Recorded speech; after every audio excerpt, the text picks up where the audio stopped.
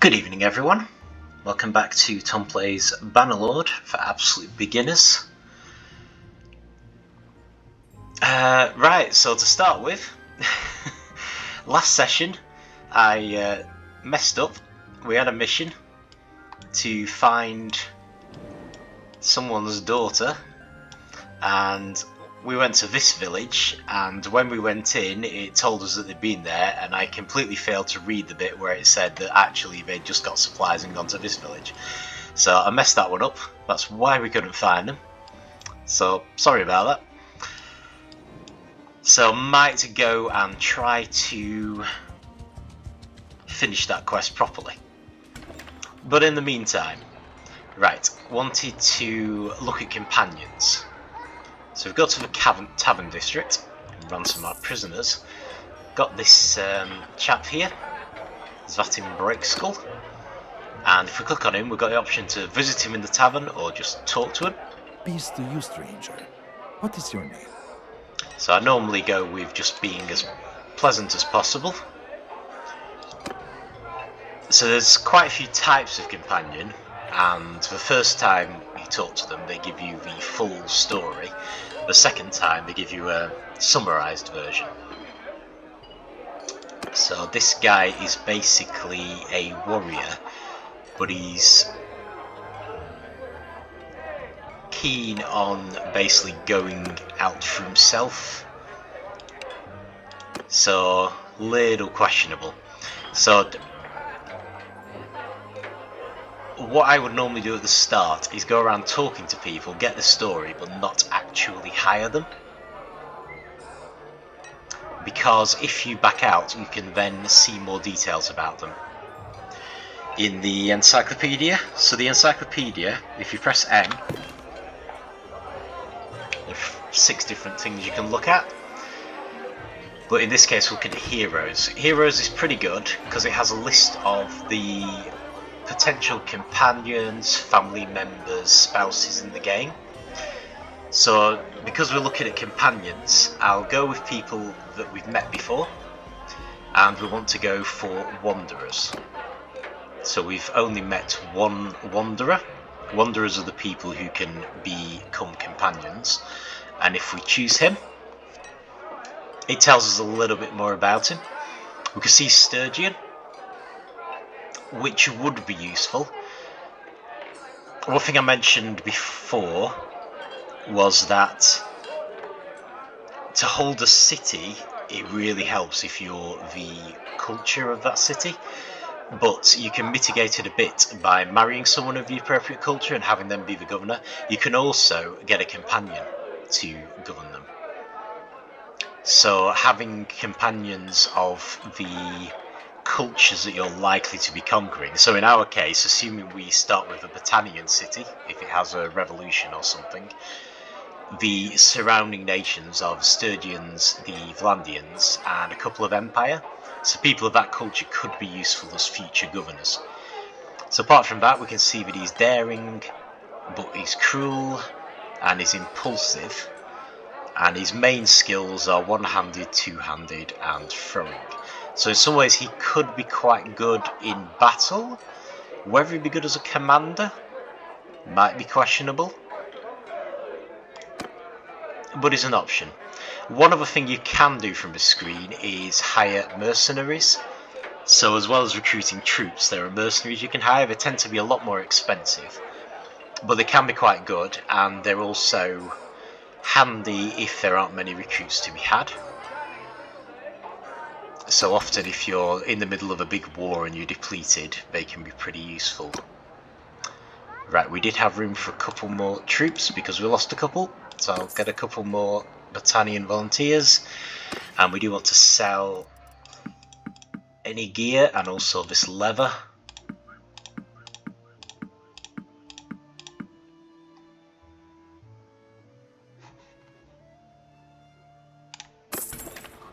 Brilliant. Okay, so let's maybe start making our way over to where that quest was. Let's see if there are any other quests on the way. we can get our money to something thoroughly respectable. So there's one here.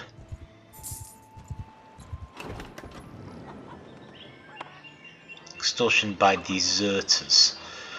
Right, well this could be quite dangerous. Aye? I don't think I know you. Peace to you, stranger. He's polite. So this is another thing that happens in a civil war, of course, as well as having the bandits and looters and things wandering around. Sometimes people desert from the armies, and in this case they're bullying this village.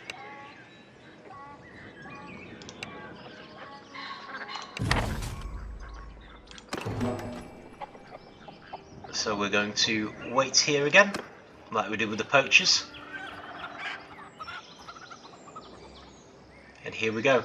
So although they're a larger party than ours, on this occasion we're being joined by the villagers, so we actually still outnumber them.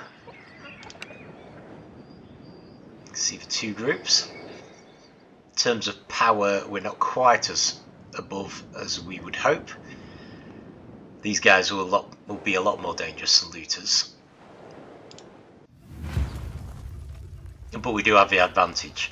So the problem we're going to have with this one is that the villagers are all going to charge. We can't control them. So we're probably going to need to do something similar.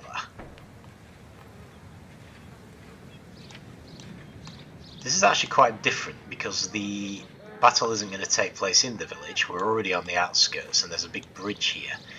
Unfortunately, I'm not sure we're going to be able to get to it in time to cut them off.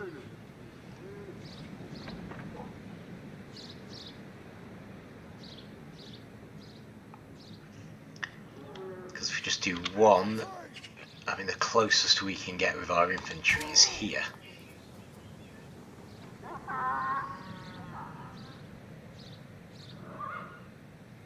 I suppose we could tell them to charge.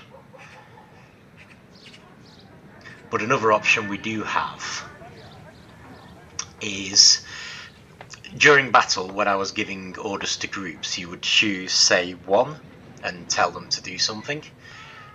There is an option to delegate, which is F6, and if you press 0, it commands everyone at once. So if you just go 0, everyone! F6. Follow your sergeants!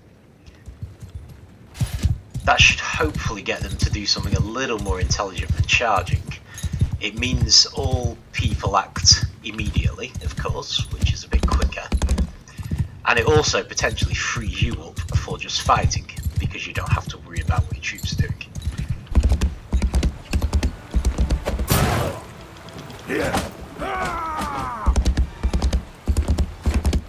Actually, a bit of damage. You have to watch ourselves because we are already injured from last time. But he did also provide a bit of a distraction.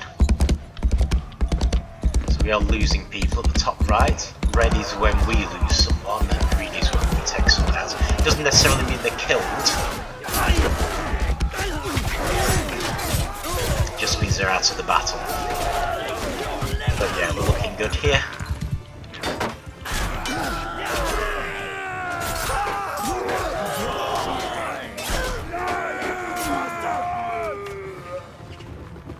And hopefully anyone lost will actually be villagers. There we go. Nope, we did lose one of our volunteers. The villagers were lost. But we do have a few prisoners.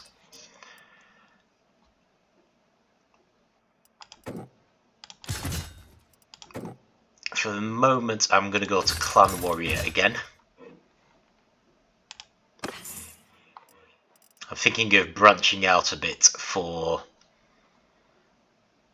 once we've gone up clan tier and we've got a significant additional number of troops.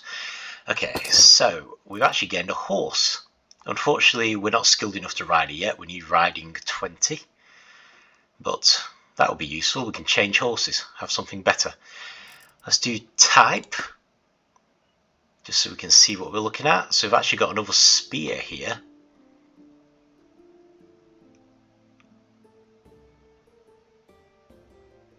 So it's shorter, but it's better.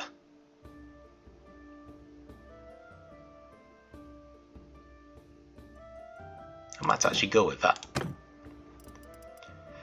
And we've got a worn cap with fur coif, which is much better than what we currently have. We have something for our hands, which we've never had before. Folded leather boots, which are better than our current footwear. We've done pretty well for loot there. And obviously some of this stuff we can now put into our civilian outfit.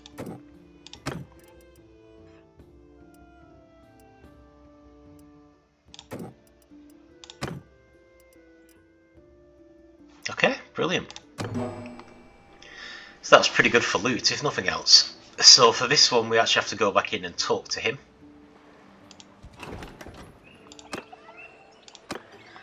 And we actually get three options. We can either take all the money he's offering, half of it, or none of it. I sometimes go for none of it once we actually own an area. So if he's one of our subjects, like subject to the city we own, I might actually go for maximum loyalty by having none of it, but as it is, I'm just going to take all of it. It's fine. I think he'll still like us better anyway. Yeah, he does. And we really need money at this stage, so I'm actually going to head for the nearest city. We've got a couple of wounded people here, so you see they don't appear on the main screen. We've lost one person. And thinking ahead, I may not replace them, because we are looking at getting a companion. And that will of course count as one of our troops. So we want to keep one slot open for a companion. So Tavern District again.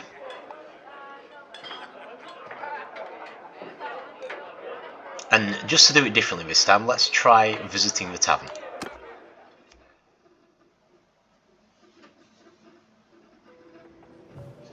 Okay. So this is an alternative way to do everything. We can wander around and find people. So this is how we hire mercenaries here. Hired spears. This is the potential companion. So we can just talk to him. So who might you be then? So going to be nice as always. So he's a surgeon. And basically the Empire got him doing awful things. So you can be sympathetic or mean as usual, so I'm going to be sympathetic. And again, I'm not going to hire him now, I'm going to leave and just add him to the encyclopaedia. Now there should be someone we can ransom troops with around here. And there's also someone you can't access from the main screen, who is the game host. Now he can actually play a board game with you. And you have to sit down and then talk to him. So they always start you off on easy chat mode, and each culture I think has its own game. So this is the Britannian one, I think, and it's interesting. It's a little bit like one-sided drafts or checkers in some countries, except only the wolves, of which are only 4, can actually take people, but they take them very much like we do in drafts. So what we need to do as the sheep is try and block them in, prevent them from moving. Definitely not an expert at this game, but I do know we're going to have a much easier time blocking them in if we don't lose anyone.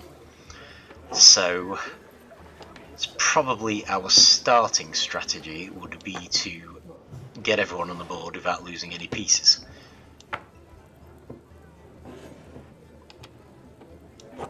Oh, no, that's fine. Of course. Thought I'd lost my move or something there.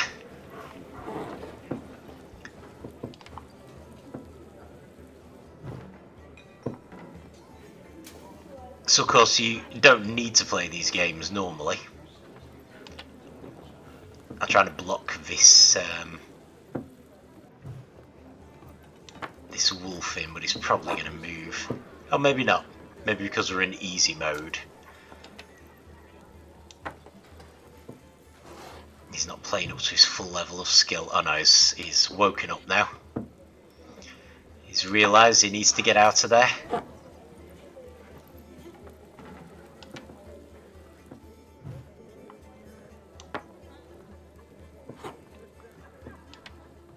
So we're literally just trying to hem them in. So the reason this is potentially important is that there is a quest you can get called In and Out, which requires you to win a board game. You're basically playing for land. But when you're playing for land, you're basically going to be playing on hard mode.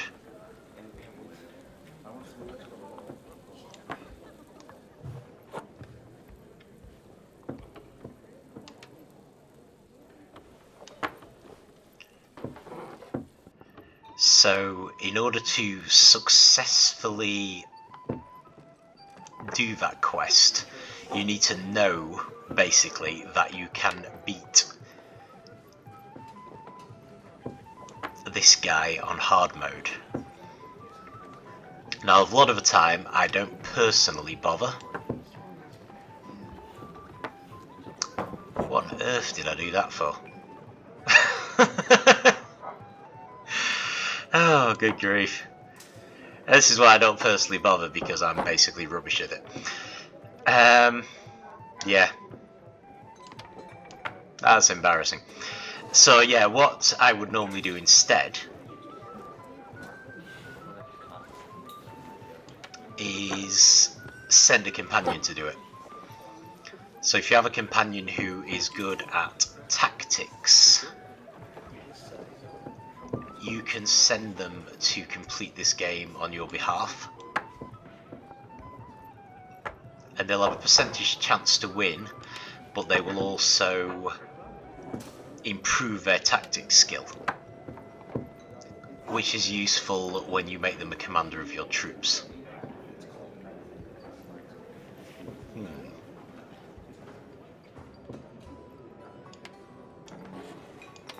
In theory, we can just move back and forth.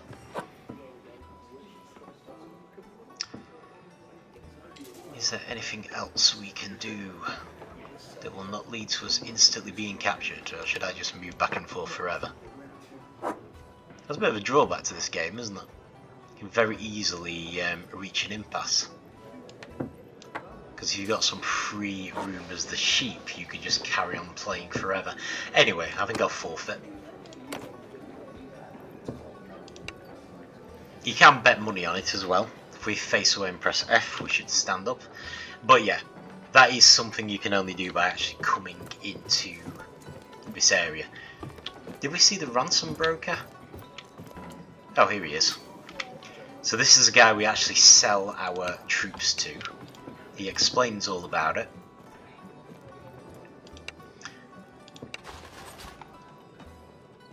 So these are our prisoners, so we can hand them over to him manually, and then he gives us the money. And that's pretty much all you can do in the tavern. But yeah, if you wanted to, you could, instead of doing everything from this menu, you can actually visit the tavern, which makes it a little more realistic.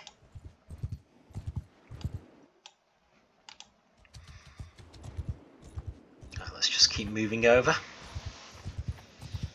We might want to try to take on that group of looters.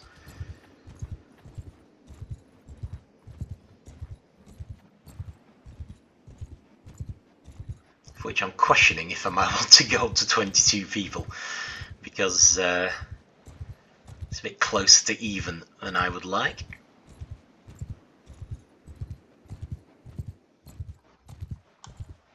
seem to have lost sight of them anyway. But this place has a quest. It specialises in clay. Oh, there they are. Okay, let's get another troop. And we can actually get a Battanian archer.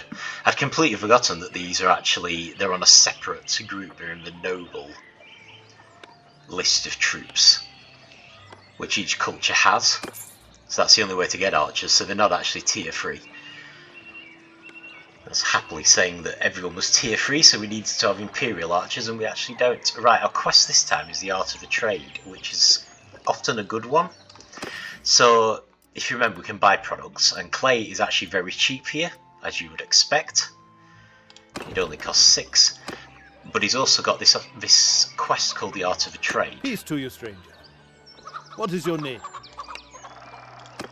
And essentially, he's struggling to sell his merchandise because he's got so many.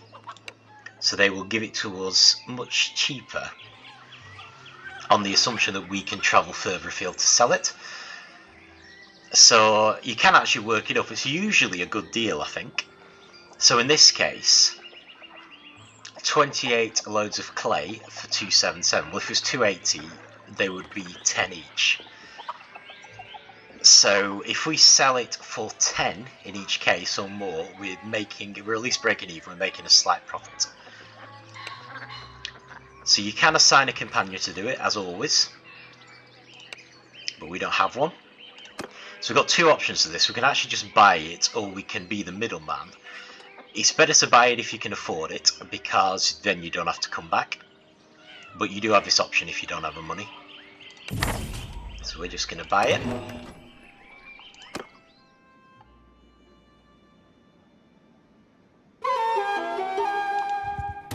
And that actually allows us to fulfill the mission immediately. So we just need to find somewhere, usually a city, where we can sell it for 10 or more. And then we will have made a significant, hopefully significant profit. We're not looking for a fight. Okay, so we do need to be careful here. We do have an advantage because some of our troops are trained. So yeah, I've gone back up to 22. Because I'm assuming we're going to lose someone here. Right, we do actually have a slight slope here already, although there's a much better slope up there. So I might try and move our archers to there instead. Okay, so let's tell our archers to come closer to the edge. So that's 2. And move. It does mean they're not all going to be on the hill. And then the infantry, I'm going to move here. And then we're going to wait.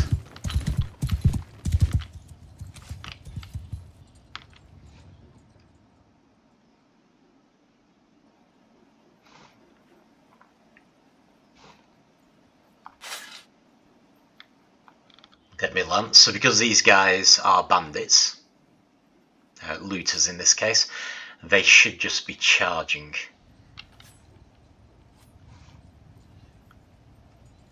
I wonder if I can move them a little more forward. Archers! Move! It's a little better. Okay. Infantry need to charge. So F1 means movement and then charge. Give them hell!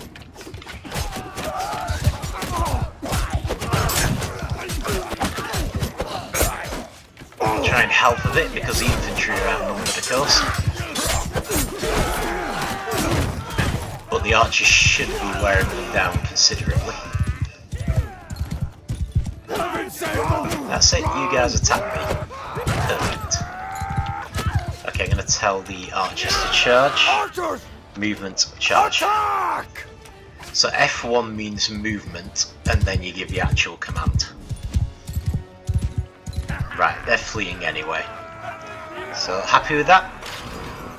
You can hunt them down if you want to, but I don't feel much need. So, we've actually lost one of our clan warriors, which is unfortunate because they were trained. But it does mean we now have room for a companion again. So I'm going to try and get everyone back up to tier 2. and actually I think everyone already is tier 2. So maybe we should consider tier 3, because we do have quite a bit of money. So there's 2 reasons to hold off on going up a tier. One of them is that they cost more to maintain. Our wages at the moment are 60, they're going to be far more. And the other one is that the higher tier troops move faster, so it's harder to keep your troops together. But yeah, let's head into tier 3.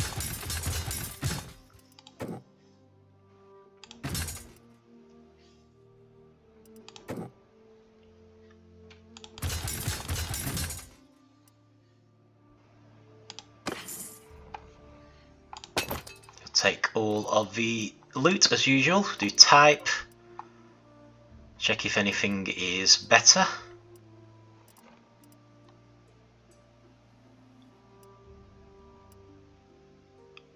Nothing that I'm seeing. Civilian outfit?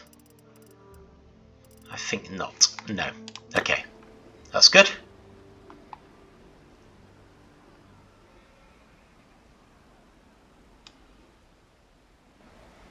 Right, so what we do need to do is get to a city. But I might head over to that one so we're closer to where that quest was. Apparently we've already got another quest here. I'm going to ignore it though, because we are a little way down.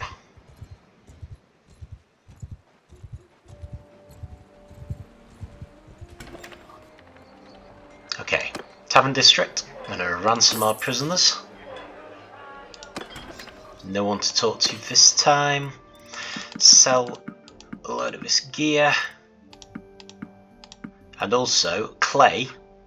Apparently we can sell for 53, which is considerably better than 10. So, honestly, it goes down in value every time we sell some. That tends to happen in cities, but it's always much better than 10, so I'm going to sell all of it. We didn't get a boost to our trade skill for doing that. I wonder if that's because we sold the gear at the same time, which evened it out. So possibly I should have sold the gear, come out, and then gone in and sold the clay. I'll have to remember that. We've got a little marker on the party, but I think it's just because we'd already improved things. It's just telling us something had changed. Okay, so we can finally do this quest properly this time.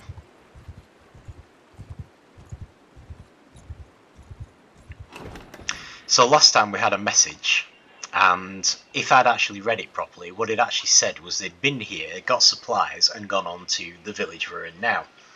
So this time it actually says they were allowed to stay for a while. So this is the village we actually want. I was thrown off a bit because usually by the time I do a quest like this, my tracking skill is good enough that I already know which village to head for. Right, so we've got these 3 people. The one with a marker is a guy giving another quest. So I think we need to be more central, or maybe we need to search a bit. I'm still a bit too used to having a good scouting skill when I do this. But we will find them.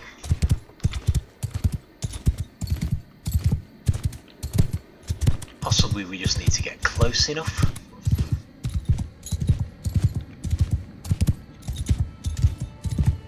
Oh, there they are. Maybe they were behind us and I just didn't spot them. So yeah, they're usually a bit outside the village proper. We really need to get that new horse. This horse is really slow. I've been riding a sumpter horse, which is more or less a pack animal. It's like the equivalent of riding a mule. But that's all we have a skill for.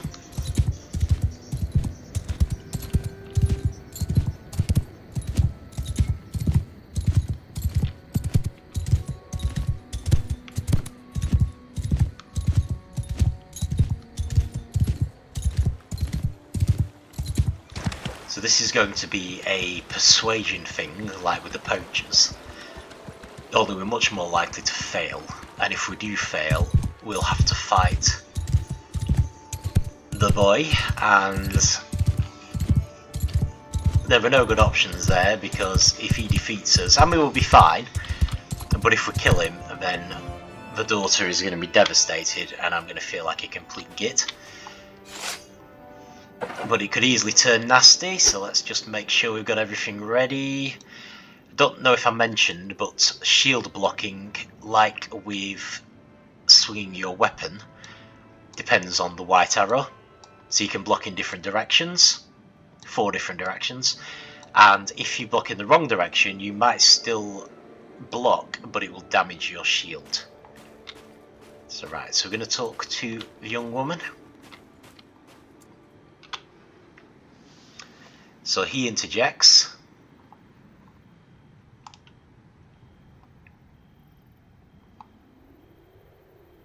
So you can actually give up here, but if you want to try and fulfill the mission, then you can try to persuade her.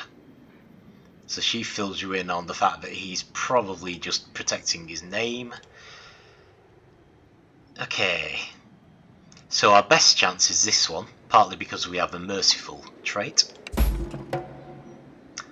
but we don't have a very good chance with the others. We can go with duty because we've got honour, and we've got a critical fail again. Man, a lot of these critical fails. So I think we have to do the remaining ones, even though we can't possibly win. Oh! I did not know that you could overcome a critical fail with a critical success.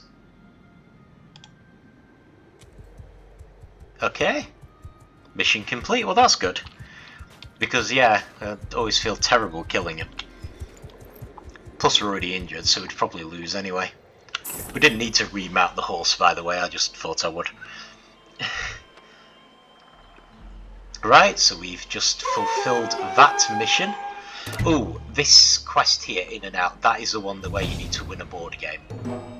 So worth knowing, but I would, unless you know you can win, I would generally recommend getting someone else to do it for you. So you need a companion. So yeah, anyway, with that in mind, and that's brought to a successful conclusion, I think I'm going to stop there. Not too bad, won 2 battles, investigated the tavern, and finally fulfilled that quest. And we've also moved our troops to tier 3, so you see our expenses are now 100 per day, but we do have a lot of money, so we should be fine.